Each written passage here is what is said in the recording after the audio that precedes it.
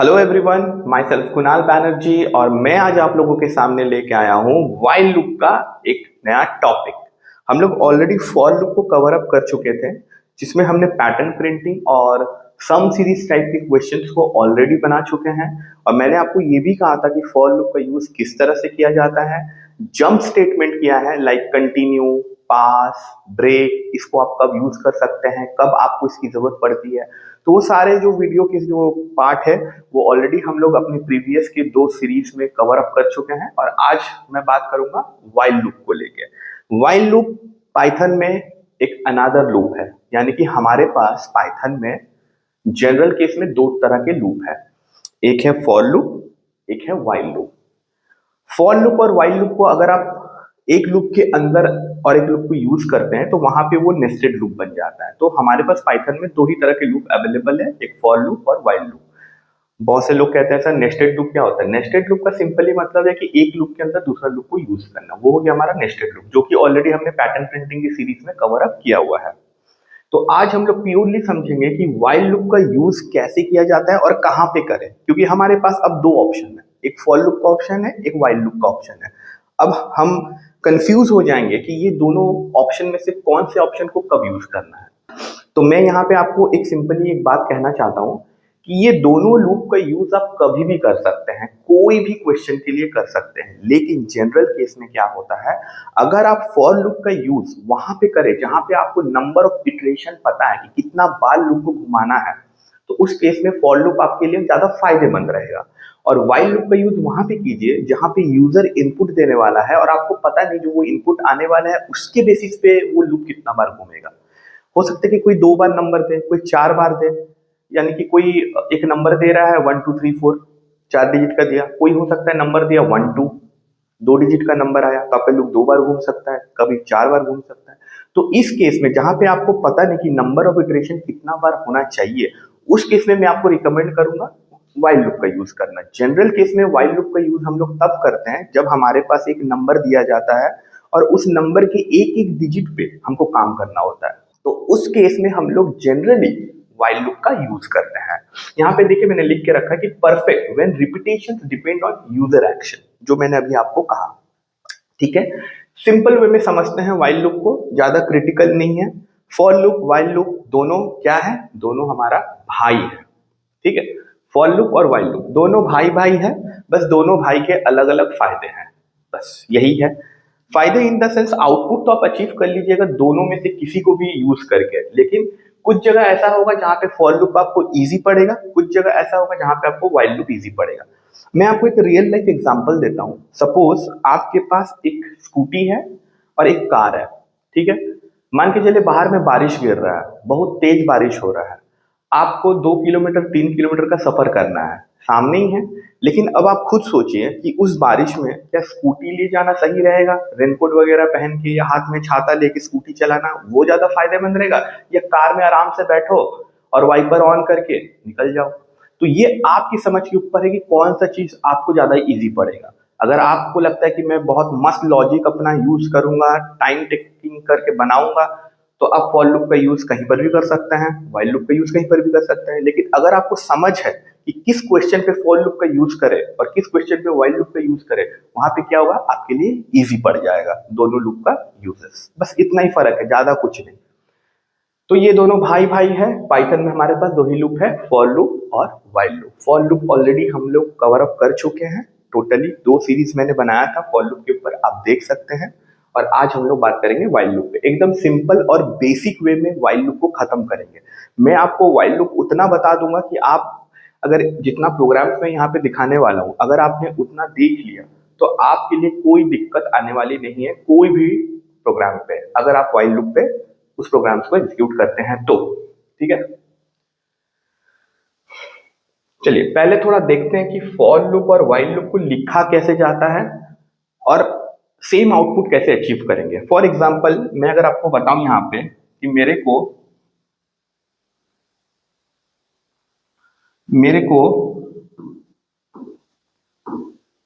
ये pattern print करना है, मेरे को ये पैटर्न या सीरीज प्रिंट करना है। ठीक है, तो मैं आपको दोनों पार्ट में दिखाता हूँ, पहले फॉर लूप पे और वाइल लूप पे, ताकि हमको समझ में आए कि फॉर लूप और वाइल लूप दोनों सेम काम करता है कि नहीं। तो मैंने आपको बताया था कि अगर मैं फॉर लूप बनाता हूं तो मुझे लिखना है फॉर आई इन रेंज, ठीक है। कहां से स्टार्ट हो रहा, 1 से। फॉर लूप में हमेशा एंड पार्ट हम लोग एक ज्यादा बढ़ा के लिखते हैं, तो यहाँ पे कितना है 10, तो यहाँ कितना लिख देंगे 11। नेक्स्ट वाला पार्ट अपडेट का है, तो यहाँ ऑलरेडी 1 करके अपडेट हो रहा है, तो मैं यहाँ पे छोड़ देता हूँ, ठीक है। और मैं यहाँ पे लिखता हूँ print i end equals to space. तो ये हमारा सेम पैटर्न प्रिंट हो गया। अब मैं ये सेम सीरीज को वाइल लूप में बनाने वाला हूँ। वाइल लूप में क्या करना है, सबसे पहले आपको एक नंबर लेना है, एक वेरिएबल लेना है जिसपे आपको ये नंबर को स्टोर करना पड़ेगा। तो मैं लेता हूं for example n equals to 1। 1 क्यों लिया, क्योंकि ये 1 से स्टार्ट हो रहा है। अब मेरे को नेक्स्ट क्या करना है, कंडीशन देना है। कैसे लिखेंगे, while n is less than equals to 10। इसका मतलब क्या है कि मैंने बोला कि n का वैल्यू अभी स्टार्टिंग में 1 रखो, जैसे फॉर लूप को मैंने बताया था कि स्टार्टिंग वैल्यू 1 रखो, वैसे यहाँ पे मैंने एक वेरिएबल लिया n, यहाँ पे i लिया था, यहाँ पे मैंने n लिया, आप कुछ भी ले सकते हैं, n इक्वल्स टू 1। और इस while को मैंने बता दिया, एक कंडीशन दे दिया कि भाई तुम तब तक चलो जब तक n का वैल्यू 10 से कम है। सेम चीज देखिए यहाँ पर भी हो रहा है, 1 से 10 तक चलेगा, ठीक है। यहाँ पर भी मैंने वही 10 लिखा, यहाँ पे आपको बढ़ा के लिखने की जरूरत नहीं है, यहाँ पे जहां पे आपको स्टॉप करना है उतना ही नंबर आप दे सकते हैं। अब मेरे को क्या करना है, यहाँ पे प्रिंट करना है, किसका वैल्यू प्रिंट करेंगे, n का वैल्यू। तो यहाँ पे लिख दिया n और n equals to space. Same चीज यहाँ पे जो लिखा हुआ यही लिखा हुआ है। यहाँ पे क्या होता है कि अपडेट ऑटोमेटिकली हो जाता है 1 करके, लेकिन यहाँ पे नहीं होता है। अगर मैं इस लूप को ऐसे ही छोड़ दूं तो ये क्या होगा ना, इन्फिनाइट लूप बन गया। क्यों, क्योंकि यहाँ पे n का वैल्यू 1 है, यहाँ कंडीशन में चेक करेगा 1 is less than equal to 10, सही है, ये प्रिंट करेगा 1, और फिर से ऊपर जाएगा, फिर चेक करेगा 1 is less than equal to 10, हाँ सही है। तो ये जिंदगी भर n का वैल्यू यहाँ पे 1 ही रह जाएगा। तो यहाँ पे आपको सोचना है कि n का वैल्यू को बढ़ाना भी है ताकि ये आगे जाके लूप से बाहर निकले, नहीं तो ये इन्फिनाइट टाइम्स प्रिंट होते ही रहेगा और ये खत्म ही नहीं होगा। तो मैं क्या करूंगा, इस लूप के अंदर लिख दूंगा n equals to n plus 1। तो ये जो सेम आउटपुट है वो हमने अचीव कर लिया। तो ये वाइल का एक बेसिक पार्ट होता है लिखने का, जो मैंने आपको यहाँ पे बताया। पहले आपको वेरिएबल पे वैल्यू स्टोर करना पड़ेगा, फिर कंडीशन देना पड़ेगा, फिर आप जो स्टेटमेंट चाहते हैं वो, और आखिरी में अपडेट पार्ट आपको रखना ही पड़ेगा। इस केस में क्या है कि अपडेट पार्ट ऑप्शनल है, ठीक है। इसमें हमेशा एंड पार्ट हम लोग एक बढ़ा के लिखते हैं, इस पे नहीं लिखते हैं। और एक चीज मैं बताता हूं, जो वाइल लूप होता है इसको हम लोग एंट्री कंट्रोल्ड, इसको हम लोग एंट्री कंट्रोल लूप भी बोलते हैं। एंट्री कंट्रोल लूप क्यों बोलते हैं, क्योंकि ये स्टेटमेंट को प्रिंट करने के पहले या एग्जीक्यूट करने के पहले एंट्री करते टाइम चेक कर लेता है कि वैल्यू कंडीशन हमारा सही है कि नहीं। जैसे देखिए n इक्वल्स टू 1 है, यहाँ पे चेक कर रहे हैं क्या 1 लेस देन 10 है, हाँ है। एंट्री कंट्रोल, एंट्री करते टाइम चेक किया जा रहा है, इसीलिए इसको एंट्री कंट्रोल लूप भी बोला जाता है। वहीं अगर मैं यहाँ पे n का वैल्यू सपोज 100 कर दूं तो यहाँ पे चेक करेगा 100 इज लेस देन 10, नहीं, तो ये स्टेटमेंट को एक बार भी एग्जीक्यूट नहीं करेगा। इसीलिए हम लोग कहते हैं एंट्री करने के पहले ये चेक कर लेता है, इसलिए एंट्री कंट्रोल लूप। तो ये हमारा एक फॉर लूप और वाइल लूप का बेसिक है। आपको मैं ये चीज इसलिए लिख के बताया क्योंकि ये बेसिक स्ट्रक्चर है वाइल लूप का। अभी हम लोग जितना भी प्रोग्राम करेंगे उसका स्ट्रक्चर ऐसे ही चलेगा। पहले इनिशियलाइज हो जाएगा, फिर आपका यहाँ पे कंडीशन, फिर जो आप ब्लॉक ऑफ स्टेटमेंट को एग्जीक्यूट करना चाहते हैं, साथ में अपडेशन पार्ट। परफेक्ट है। तो यानी कि आप कोई भी लूप चलाइए वाइल लूप का, उसमें ये 3 पार्ट हमेशा रहेगा, ठीक है, ये 3 पार्ट। और ये तो आपके ऊपर डिपेंड करता है कि आप प्रिंट करवाना चाहते हैं या वहां पे कुछ फॉर्मूला लिखना चाहते हैं, क्या करना चाहते हैं। बेसिक चीज यही है, ये 3 पार्ट आपका हमेशा रहेगा। तो चलिए हम लोग वाइल लूप पे कुछ प्रोग्राम्स बनाते हैं पहले, ताकि और क्लियर आउट हो जाए। देखिए पहला प्रोग्राम है write a program to find the reverse of a number. Reverse of a number already दिया गया है, जैसे आप देते हैं 5405457, ठीक है। तो इसका रिवर्स क्या हो जाएगा, पहले 7 आ जाएगा, फिर 5 आ जाएगा, फिर 4 आ जाएगा, फिर 5 आ जाएगा। तो ये हमारा आउटपुट हो जाएगा। तो इस क्वेश्चन के अकॉर्डिंगली क्या बताया कि यूजर एक नंबर देगा और आपको उसका रिवर्स बताना है, ठीक है।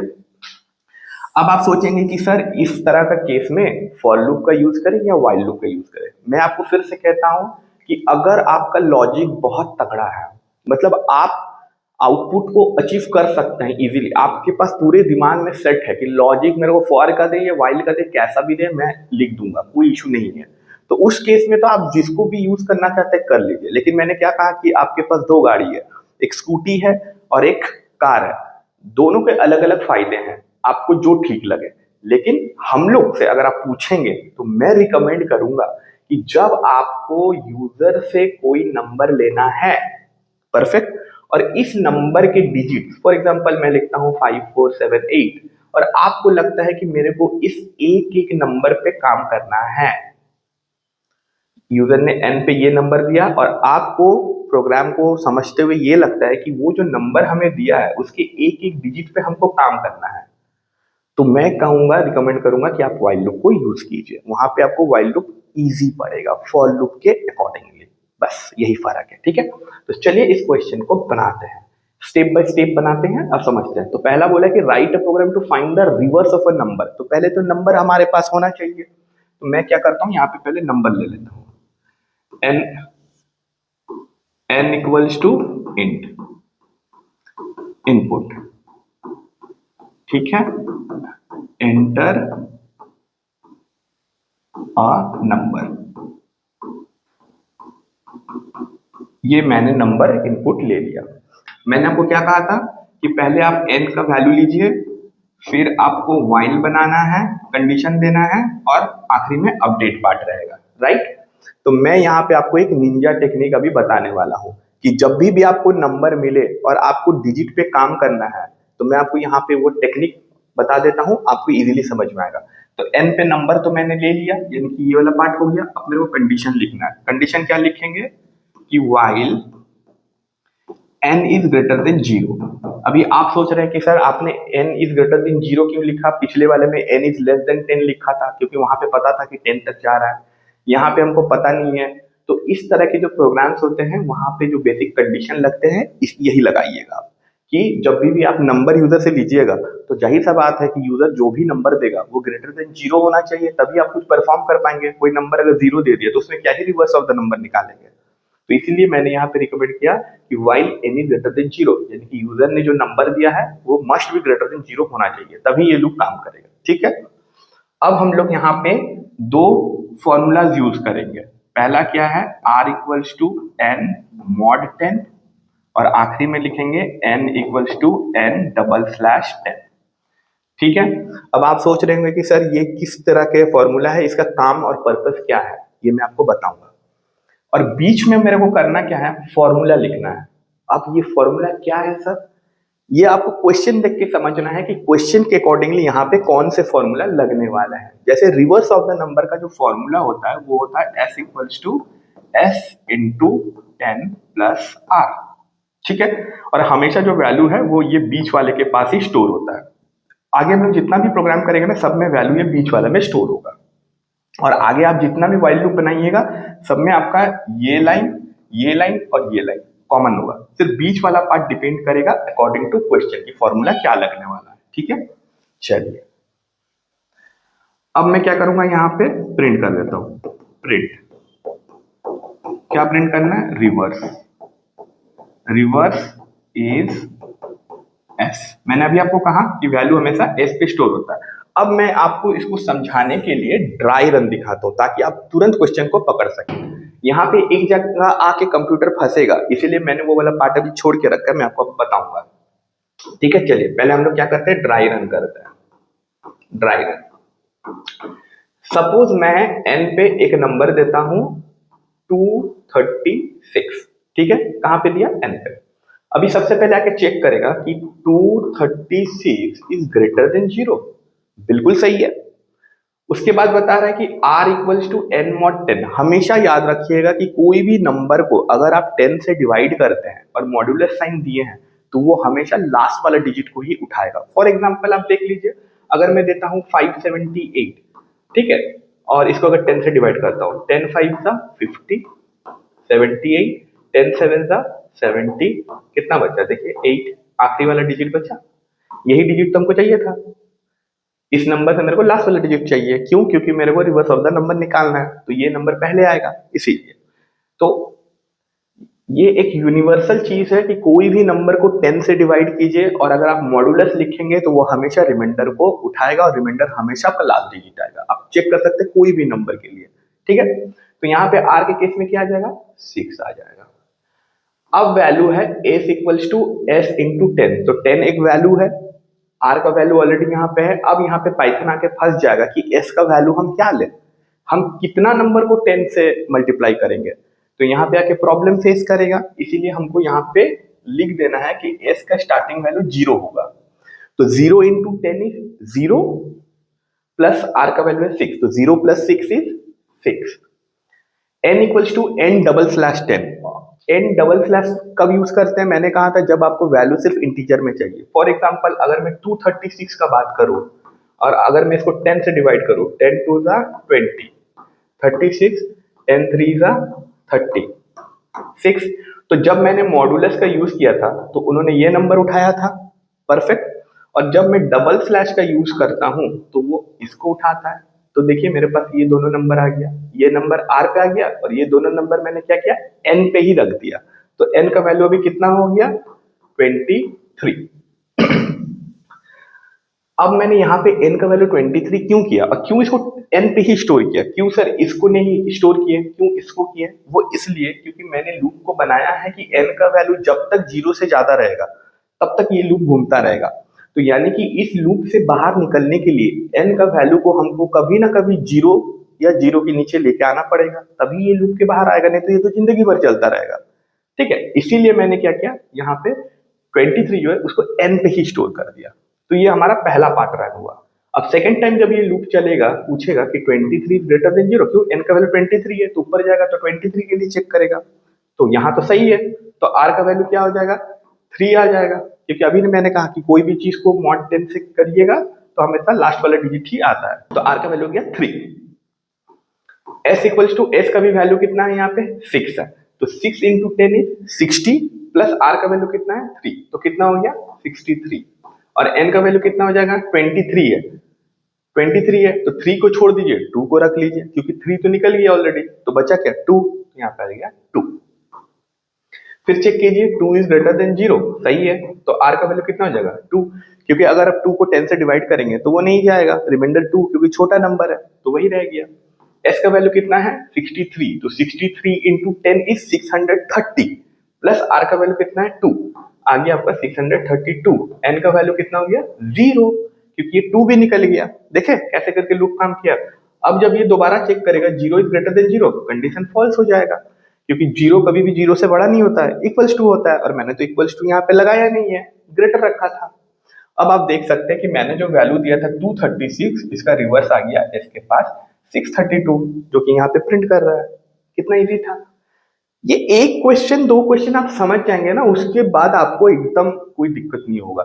बस इतना ध्यान रखिए कि जितना भी नंबर वाले प्रोग्राम्स होंगे उसमें ये वाला पार्ट और ये वाला पार्ट कॉमन रहेगा।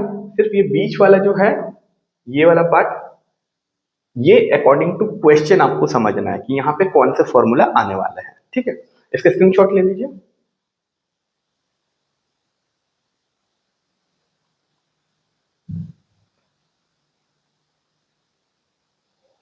चलिए यहाँ पे बता रहा है कि write a program to check whether a number is palindrome और नॉट। पैलिंड्रोम नंबर क्या होता है? जैसे यहाँ पे 121 दिया, ठीक है, 121, इसका अगर आप रिवर्स निकालेंगे तो क्या आएगा? 121 ही आएगा, राइट। तो यही हमारा पैलिंड्रोम नंबर होता है। ठीक है, इसका अप्रोच देखते हैं। अभी हम लोग जस्ट तुरंत किए थे कि रिवर्स कैसे निकाला जाता है, क्योंकि देखिए ये तो रिवर्स निकाले है ना, और ये दोनों रिवर्स आपस में सेम है। तो पहले तो रिवर्स वाला प्रोग्राम को फिर से लिख देते हैं और फिर सोचेंगे कि करना क्या है।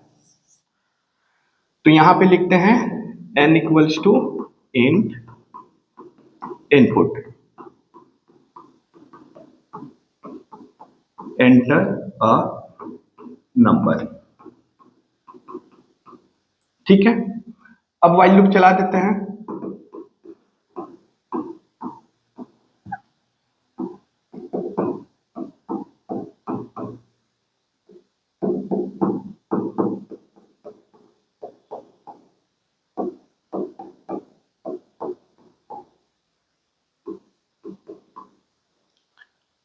ठीक है। अब देखिए मेरे को यहाँ पे बताना है कि नंबर पैलिंड्रोम है या नहीं, यानी कहीं ना कहीं चेकिंग करना पड़ेगा। तो मैं यहाँ पे लिखता हूं कि इफ, एक तो हमको पता है कि reverse of the number s पे स्टोर होता है, राइट।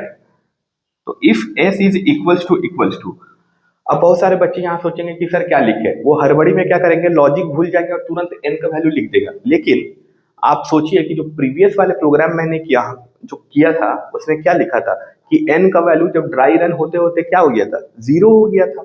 यानी कि अगर मान के चले कि एन पे अगर हम 121 देते भी है तो भी वो काम नहीं करेगा, क्योंकि एन का वैल्यू तो लॉस्ट हो जाता है, क्योंकि ये लूप जब घूमता है तो एन का वैल्यू 0 हो जाता है। यानी कि जो ओरिजिनल वैल्यू हमारे पास था वो तो लॉस्ट हो गया। तो ओरिजिनल वैल्यू को कहीं ना कहीं हमको स्टोर करना है, कॉपी करके रखना है, ताकि उसको हम बाद में चेक करवा सके। तो मैं क्या करूंगा, एन का इनपुट जस्ट लेने के बाद यहां लिख देता हूं ORIG is equals to n. तो मैंने क्या किया, ORIG इक्वल्स टू एन, जैसे ही एन का इनपुट लिया ORIG पे इसका एक कॉपी स्टोर कर दिया। आपको जरूरी नहीं है कि ORIG ही लिखना है, मैं ORIG लिखा फॉर ओरिजिनल, आप कुछ ABCD भी लिख सकते हैं, लेकिन वेरिएबल को ध्यान से बनाइएगा, जितना अच्छा वेरिएबल बनाइएगा वो आपको आगे जाके हेल्प आउट करेगा। तो अब तो n का वैल्यू लॉस्ट हो गया, लेकिन n का एक कॉपी तो ORIG पे है, तो मैं क्या करूंगा, यहाँ पे ORIG से चेक करवा दूंगा और यहाँ पे प्रिंट कर देंगे कि पैलिंड्रोम है या नहीं। अगर होता है तो ये पैलिंड्रोम है, और नहीं होता है तो else print not a palindrome.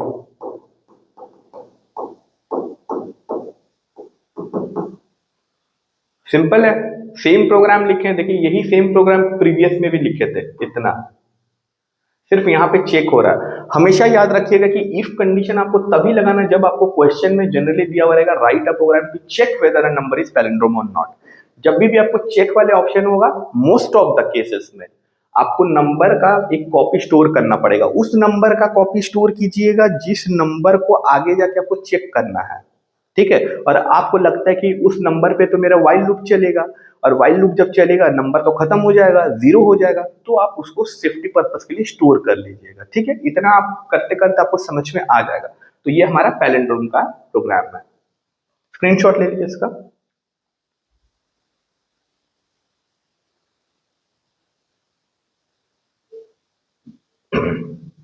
देखिए यहाँ क्या बता रहा है कि आर्मस्ट्रांग नंबर। आर्मस्ट्रांग नंबर क्या होता है, जैसे 153 लिखा गया तो 153 आर्मस्ट्रांग नंबर होता है क्या आर्मस्ट्रांग नंबर, पहले मैं समझा देता हूँ। 153 है, टोटल कितने डिजिट है, 3 डिजिट है, तो टोटल कितना, 3 डिजिट है, ठीक है। तो आपको क्या करना है, 1 का क्यूब प्लस 5 का क्यूब प्लस 3 का क्यूब अगर करेंगे तो आपके पास टोटल 153 ही आएगा फिर से। तो यही हो गया आर्मस्ट्रांग नंबर, ठीक है। अगर आपको दिक्कत हो रही है तो आप प्लस करके भी देख सकते हैं, 1 का क्यूब तो 1 हो जाएगा, 5 का क्यूब 125 हो जाएगा, 3 का क्यूब 27 हो जाएगा, सबको ऐड करेंगे तो 153 ही आएगा। तो ये आपका हो गया आर्मस्ट्रांग नंबर। तो यहाँ पे क्या किया जा रहा है कि एक एक डिजिट को निकाला जा रहा है और क्यूब किया जा रहा है। क्यूब क्यों कर रहे हैं, क्योंकि नंबर ऑफ डिजिट जो है 3 है।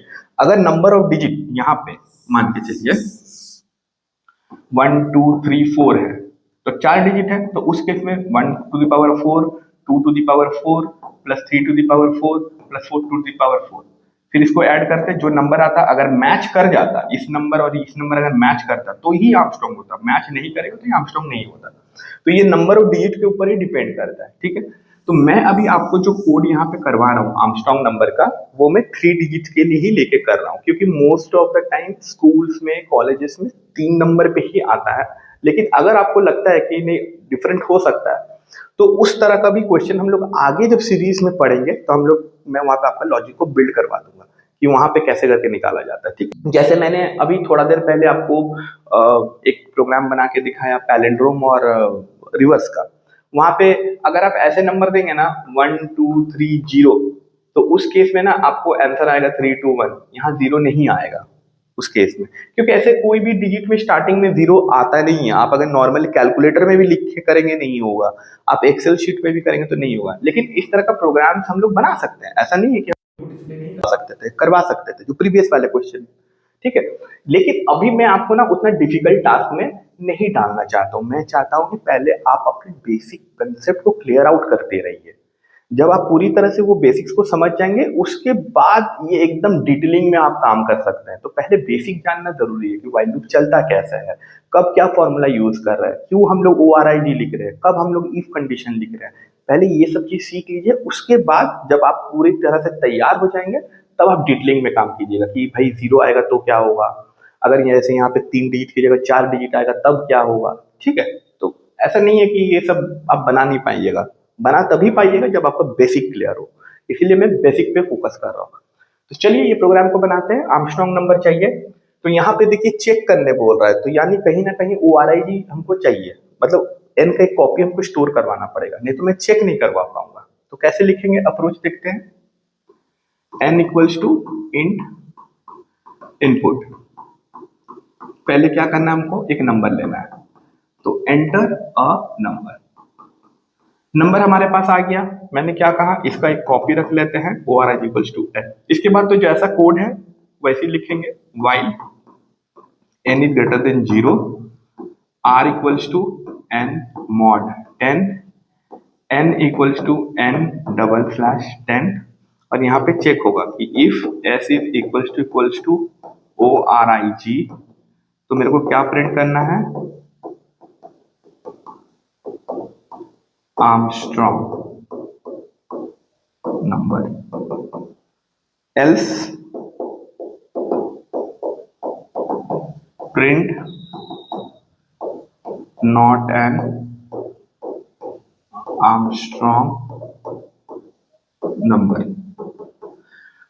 अभी देखिए मैंने पूरा कोड लिख दिया, बीच का फॉर्मूला मैंने छोड़ के रखा। बीच का फॉर्मूला क्या होगा, हो क्या रहा है देखिए, 1 + 5 + 3। अगर इस एग्जांपल को लेंगे तो पहले तो सबका सम निकल रहा है। सम निकालने का फॉर्मूला होता है s equals to s plus r, क्योंकि r का वैल्यू ही ना ऐड हो रहा है। जब 3 आएगा तो 3, r के पास 3 आया, लेकिन मेरे को क्या करना है, 3 टू दी पावर 3 करना है।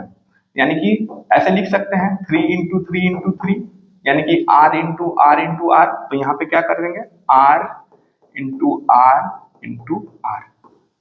ये हमारा आर्मस्ट्रांग के लिए बन गया।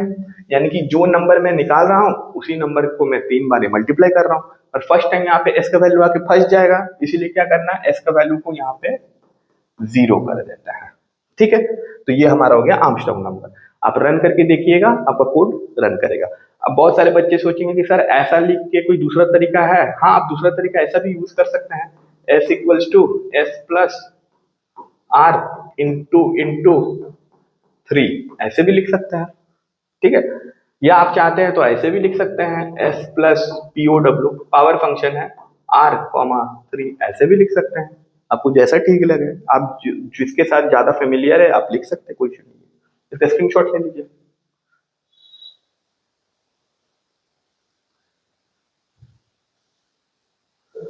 यहाँ पे बता रहा है write a program to find the sum of all the digits in a number. अब आपको इजी लगने लगा होगा, सम ऑफ द डिजिट्स बोला है। ठीक है। अभी जस्ट प्रीवियस वाला क्वेश्चन थी जिसमें हमको सिर्फ क्यूब निकालना था। ठीक है। तो ये क्वेश्चन को अप्रोच कैसे करेंगे, क्या यहाँ पे कहीं पे चेक करने बोल रहा है, चेकिंग नहीं बोल रहा है, यानी कि n का कॉपी रखने की जरूरत नहीं है। ठीक है। अप्रोच कैसे करेंगे, सम निकालना है तो सम के लिए पहले s एक वेरिएबल लेंगे जिसको 0 कर देते हैं, जिसमें सम को हमने स्टोर करना है। ठीक है। अब n इक्वल्स टू क्या करेंगे, इंट इनपुट, यहां पे कर देंगे एंटर अ नंबर।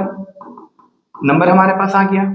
अब क्या करना है, कंडीशन चलाइए, while n is greater than 0, r equals to n mod 10, n equals to n double slash 10।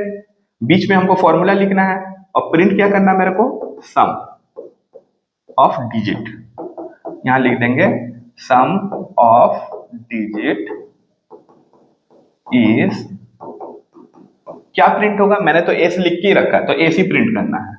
लेकिन अब बीच का फॉर्मूला क्या हो जाएगा, s equals to s plus r। पिछले बार क्या किया था, r क्यूब कर दिया था, r इंटू आर, क्योंकि जो नंबर आ रहा था उसको 3 बार मल्टीप्लाई भी करना था, लेकिन यहाँ पे नहीं करना है तो सिंपल एक ही बार लिख के छोड़ देंगे। तो ये हमारा सम ऑफ डिजिट हो गया। देखिए कितना इजी है। और अभी तक जितना भी क्वेश्चन किए हैं सब में देखिए ये पार्ट और ये पार्ट कॉमन रहा है, कहीं पे भी चेंज नहीं हुआ, सिर्फ ये वाला पार्ट चेंज हो रहा है अकॉर्डिंग टू क्वेश्चन। ठीक है, इसके स्क्रीनशॉट ले लीजिए।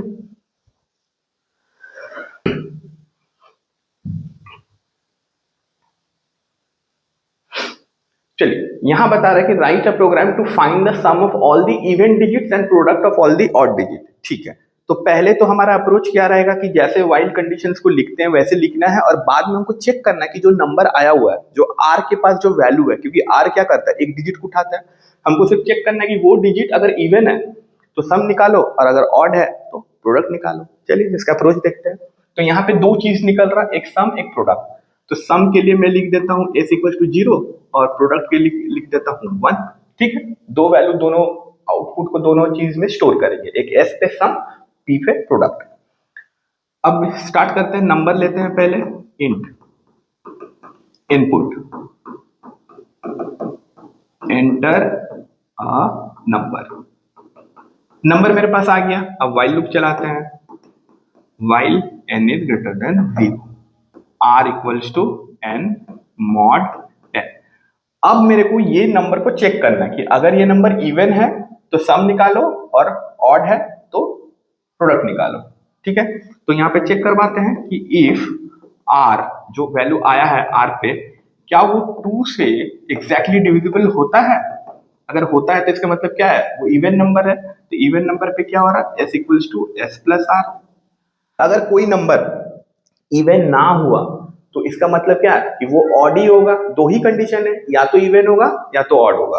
तो इसमें मैं लिखूंगा else p equals to p into r। तो एक में सम निकल रहा है, एक में प्रोडक्ट निकल रहा है, तो ये बीच का फॉर्मूला बन गया।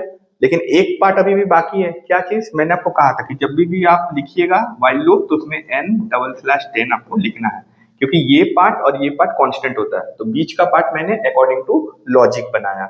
अब आपको क्या करना है, प्रिंट करना है। क्या प्रिंट कीजिएगा, प्रिंट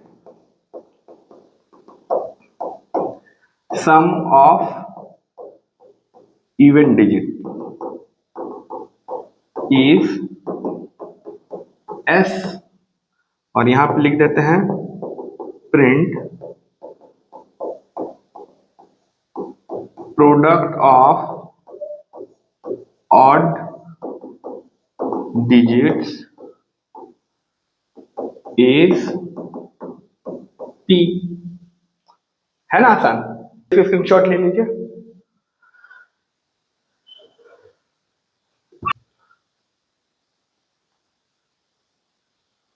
चलिए यहाँ क्या बता रहा है कि write a program to count the number of digit in a number. जैसे यहाँ पे 5 4 7 6 दिया है, तो नंबर ऑफ डिजिट कितना है, 1 2 3 4, तो 4 बताना है। तो यहाँ पे क्या है कि हमको काउंट करना है, क्या कहीं पे कुछ चेक करना है, नहीं करना है। यानी कि हमको n का कॉपी अभी स्टोर करने की जरूरत नहीं है। अब आपको लॉजिक क्लियर हो रही है कि कब मेरे को n का वैल्यू को स्टोर करना है, कब नहीं।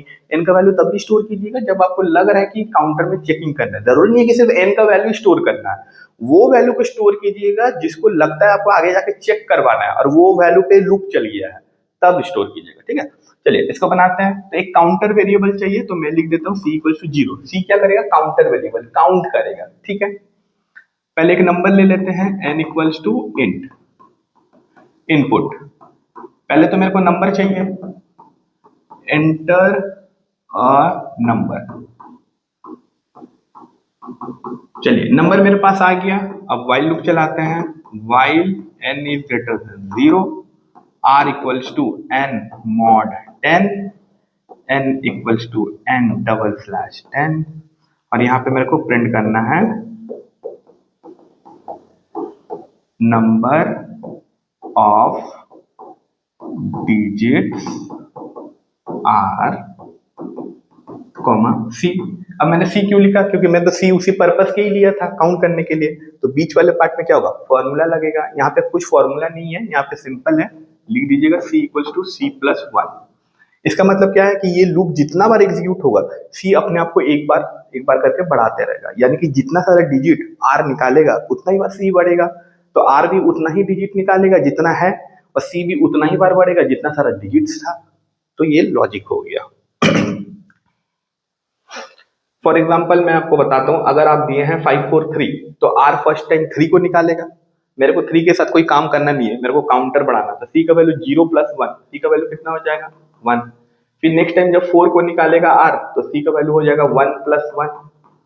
फिर नेक्स्ट टाइम जब 5 को निकालेगा तो सी का वैल्यू हो जाएगा 2 प्लस 1। तो देखिए 3 आया और यहाँ पे 3 डिजिट है भी, बस ऐसे ही काम कर रहा, काउंटिंग कर रहा। स्क्रीनशॉट ले लीजिए इसका।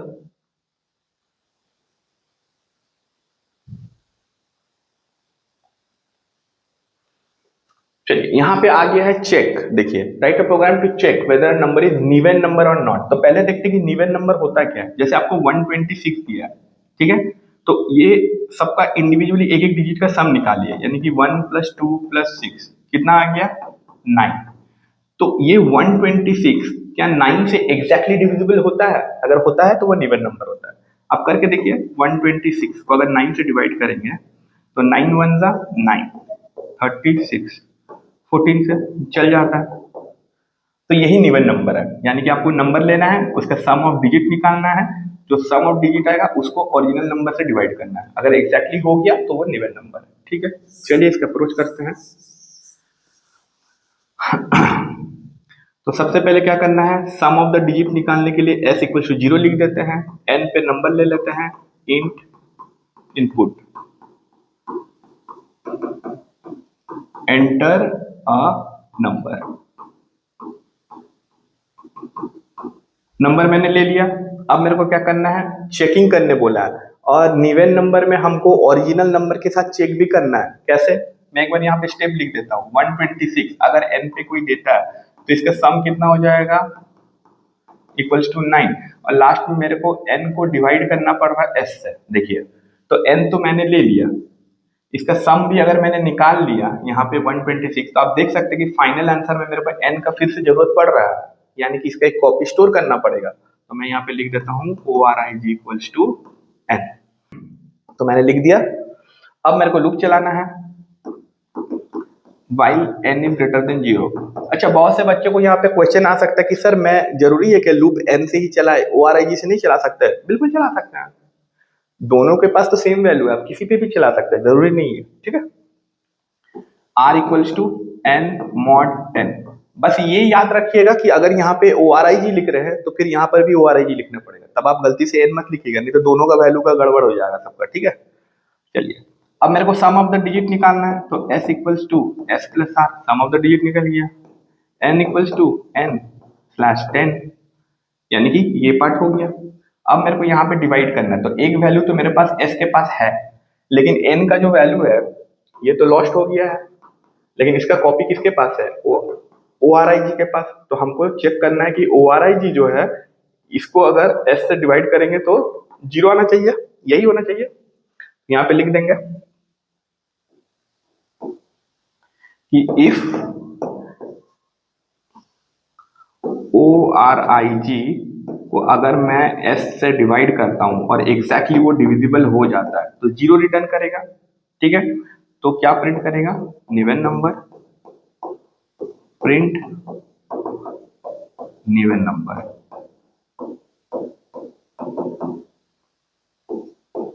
Else print not a even number. बस कोड हमारा बन गया। मैं आपको समझ में आ गया कि कोड को कैसे लिखा है। देखिए फिर से ये 3 पार्ट सेम रहा हमारा, सिर्फ बीच वाला जो फॉर्मूला है अकॉर्डिंग टू क्वेश्चन लिखा है। ठीक है,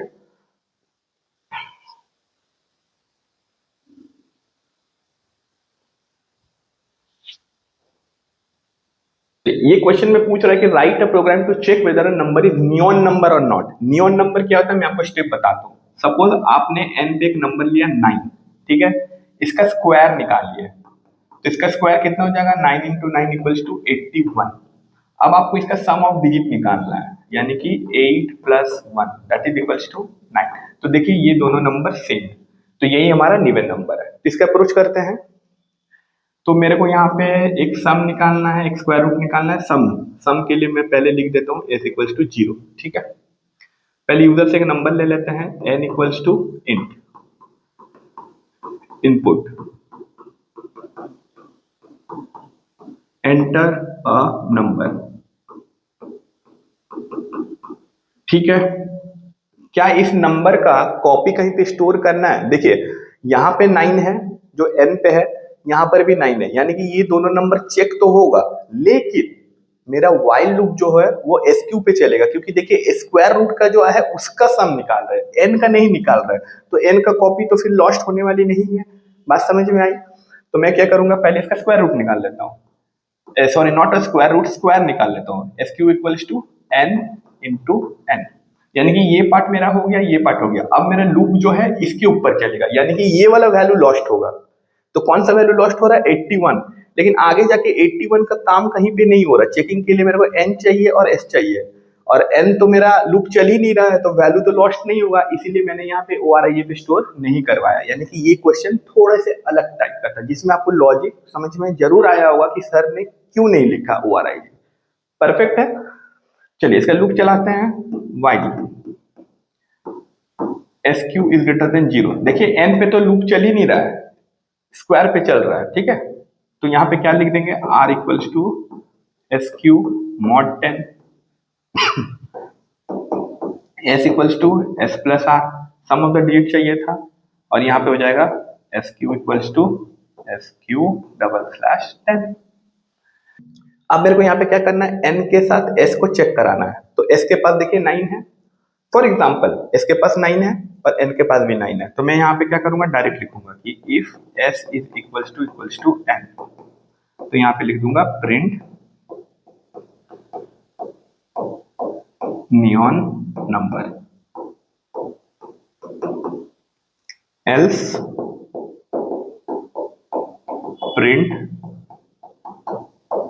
नॉट अ नियॉन नंबर। ठीक है, समझ में आया आपको? स्क्रीनशॉट ले लीजिए। यहां पे ध्यान रखिए कि जब आप SQ लिख रहे हैं तो यहां पर भी SQ होना चाहिए, यहां पर भी SQ। ऐसा नहीं कि आप एकदम करते करते रट लिए हैं, सब जगह NN लिख रहे हैं तो गलती से यहां पर भी N लिख दिया। ठीक है, वैसे तो आप जब प्रैक्टिकली करेंगे तो आपको बता दिया जाएगा, पाइथन आपको बता देगा कि आप गलत किए हैं, लेकिन कॉपी में ऐसे गलती से मिस्टेक कर देंगे तो फिर आपका नंबर कट जाएगा, तो वहां पे आप याद रखिएगा।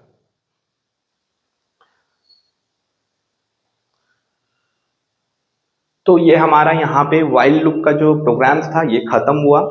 तो मैंने आपको वाइल लूप का बेसिक पार्ट बताया कि उसको कब यूज करना है, फॉर लूप का यूज कब करना है, प्रीवियस वीडियो में बताया है।